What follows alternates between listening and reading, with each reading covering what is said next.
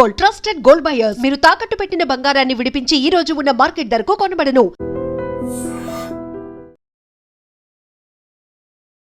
ప్రస్తుతం మన తెలంగాణలో కవిత క్లీన్ చిట్ రావడం పైన కేటీఆర్ గారు కూడా ట్వీట్ చేయడం జరిగింది. దానికి సంబంధించి కాంగ్రెస్ అభ్యర్థులు ఏమనుకుంటున్నారో ఒకసారి అడిగి తెలుసుకుందాం. కవిత గారికి క్లీన్ చిట్ ఇవ్వడం జరిగింది. కేటీఆర్ గారు కూడా ట్వీట్ చేశారు, కావాలనే తప్పుడు కేసులు పెట్టారు అని చెప్పేసి. దాని మీద మీ అభిప్రాయం? ఇది హాస్యాస్పదమైన విషయం.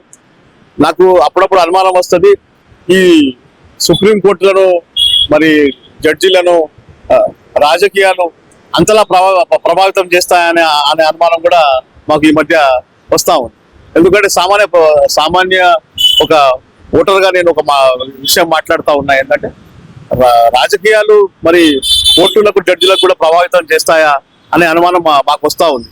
నేను చెప్పడం ఏంటంటే, ఒకప్పుడు దేశవ్యాప్తంగా లిక్కర్ స్కాము సంచలనం రేపింది. ఆ సంచలనం రేపిన కేసులో ఈ రోజు క్లీన్ చిట్ ఇవ్వడం అనేది చాలా బాధాకరం. తప్పుడు కేసులు పెట్టి మేము కుటుంబానికి దూరమైంది కవిత. అదే విధంగా మాకు ఓడిపోవడం జరిగింది. ఢిల్లీలో అరవింద్ కేజ్రీవాల్ గారు ఓడిపోవడం జరిగింది. మరి దీని ఒకవేళ నష్టం ఎవరు? చూడండి, తప్పుడు కేసులు అంటూ ఏమి ఉండదు. ఒక కేంద్ర సిబిఐ సంస్థ పిలిచిందంటే ఎంతో కొంత ఆధారం లేని అంత పెద్ద అరెస్ట్ దాకా పోదు. కాకపోతే ఈ రాజకీయంగా మరి ఆమెని వెనకాల నుంచి ఎవరైనా నడిపిస్తున్నారా అనే విషయం కొంచెం మాకు అనుమానం ఉంది. ఆమె క్లీన్ చిట్ రావడం వెనుక కేటీఆర్ హరీష్ రావు కూడా వాళ్ళు కూడా సంతోషంగా లేరు. కవిత గారి ఎమ్మెల్సీ కవిత గారి క్లీన్ చిట్ ఏదైతే ఉందో లిక్కర్ స్కామ్ కేసులో, అసలు దాని గురించి ఏమంటారు? అయితే కవిత గారి ఎపిసోడ్ ఏదైతే ఉందో, మద్యం కుంభకోణం అనేటటువంటి ఢిల్లీ ప్రభుత్వంలో జరిగిన మద్యం కుంభకోణంలో కవిత గారిని ఉద్దేశపూర్వకంగా రాజకీయ కుట్ర కోణంలో భాగంగానే కవిత గారిని కానివ్వండి, కేజ్రీవాల్ని కానివ్వండి, కేంద్ర ప్రభుత్వం ఉద్దేశపూర్వకంగానే వారిపైన అక్రమ కేసులు పెట్టేసి వాళ్ళను జైలుకు పంపించింది. ఈ సంఘటనతో నిన్నటి సంఘటనతో ఏదైతే రౌస్ రెవెన్యూ కోర్టు వాళ్ళను క్లీన్ చిట్ ఇవ్వడం అనేది ఈ దేశంలో సిబిఐ, కేంద్ర ప్రభుత్వ ఇన్వెస్టిగేషన్ ఏజెన్సీ అనేటటువంటి CBI, central bureau of investigation, ఈ సంస్థ పూర్తిగా కొంతమంది వ్యక్తుల వల్ల ఆ సంస్థకు ఉన్నటువంటి క్రెడిబిలిటీ పూర దెబ్బతినిపోయింది.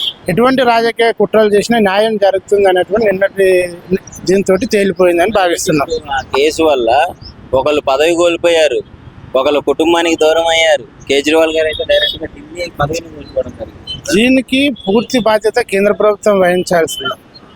కేంద్ర ప్రభుత్వం దానికి పూర్తి బాధ్యత వహించాలి. ఎందుకంటే ఒక అత్యున్నత స్థానంలో ఉన్నటువంటి వ్యక్తులు, వేల లక్షల మంది అభిమానులు ఉన్నటువంటి వ్యక్తులను, అదేవిధంగా రాజ్యాంగ ప్రజాస్వామ్యబద్ధంగా ఎన్నికై ముఖ్యమంత్రి హోదాలో ఉన్నటువంటి వ్యక్తులపైన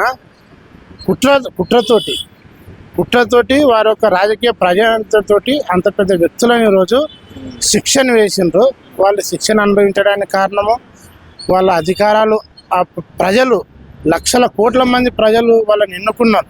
ఆ కోట్ల మంది మనోభావాలను ఈరోజు వాళ్ళు దెబ్బతీసిండ్రు. ఆ కోట్ల మంది యొక్క ఆశలను కేంద్ర ప్రభుత్వం పూర్తిగా వారి పైన ఇచ్చేసింది. కాబట్టి దీనికి పూర్తి బాధ్యత సెంట్రల్ గవర్నమెంట్, బీజేపీ ప్రభుత్వమే పూర్తి బాధ్యత వహించాలి.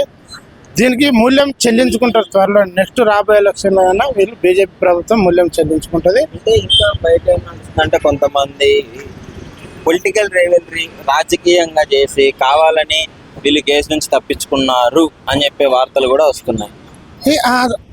అది ఓన్లీ ఆ వార్తలను పూర్తిగా నేను వ్యతిరేకిస్తున్నాను. ఎందుకనంటే ఒక కవితకు కేంద్ర ప్రభుత్వం తోటి ఇచ్చేసి అంత కెపాసిటీ లేదు.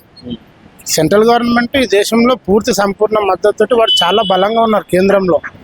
కవిత కానీ కేజ్రీవాల్ కానీ కేంద్ర ప్రభుత్వంలో లాలూచి పడేటటువంటి అవసరం లేదు, వాళ్ళకిట అవసరం లేదు. ఆ స్థాయిలో లేదు కవిత. కాబట్టి ఈ ఎపిసోడ్లో న్యాయం అనేది న్యాయస్థానాలు వాటి యొక్క పాత్ర చాలా క్లియర్గా న్యాయస్థానాలు న్యాయం వైపే నడిచినాయి.